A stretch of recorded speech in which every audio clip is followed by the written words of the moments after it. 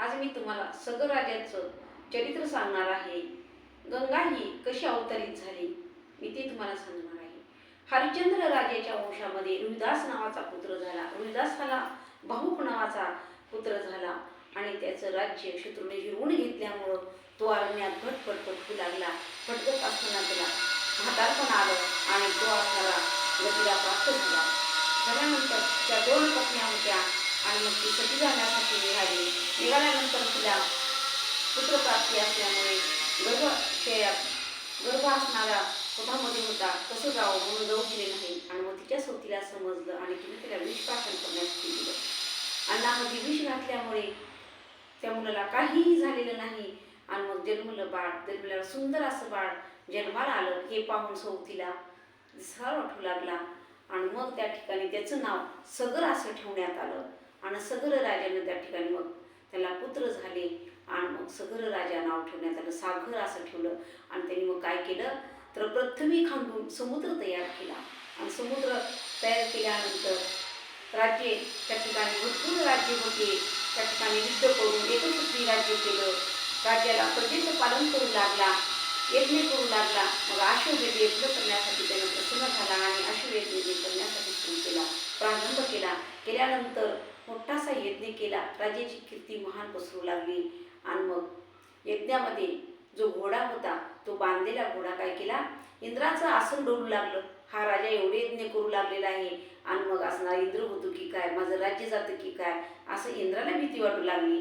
आणि मग इंद्रानं काय केलं तर घोडा असणारा जो होता तो घेऊन गेला आणि समुद्रामध्ये ज्या ठिकाणी कपिल मुनी तपस्यामध्ये मग्न असणारे होते आणि त्या ठिकाणी येऊन घोडा बांधला. आणि मग घोडा कुठं गेला, घोडा कुठं पाहू लागला आणि सगर राजानं सांगितलं की माझे पुत्र असणारे पुत्र 60,000 पुत्रांना सांगितलं की जावा आणि आपल्या यज्ञाचा घोडा घेऊन या.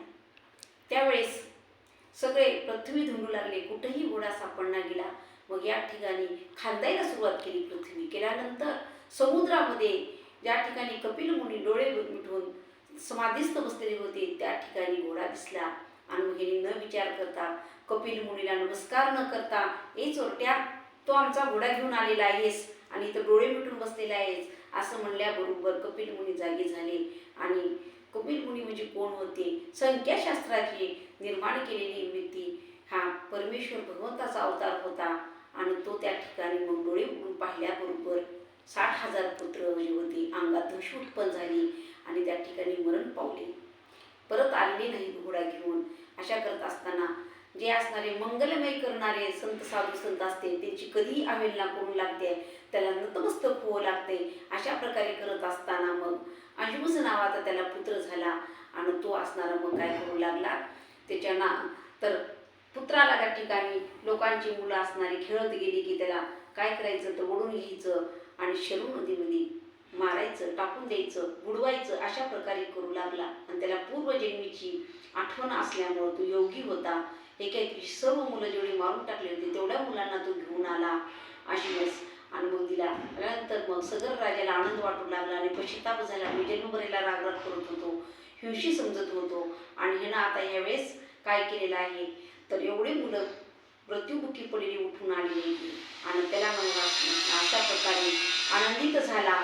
आणि मग त्याला सांगितलं की अशुमन असणारं त्या ठिकाणी त्याला पुत्र झाला. आणि अशुमनला त्या ठिकाणी सांगितलं की तू काय कर तर या ठिकाणी जा आणि आपला घोडा गेलेला आहे आजोबाने आज्ञा दिली आणि घोडा आपल्या घेऊन ये, कुठेही सापडत नाही आणि माझा येत नाही त्या ठिकाणी कसाच राहिलेला आहे. अशुमन घोडा शोधण्यासाठी जात आहे. त्याच्यानंतर मी पुढची कथा तुम्हाला नंतर सांगणार आहे.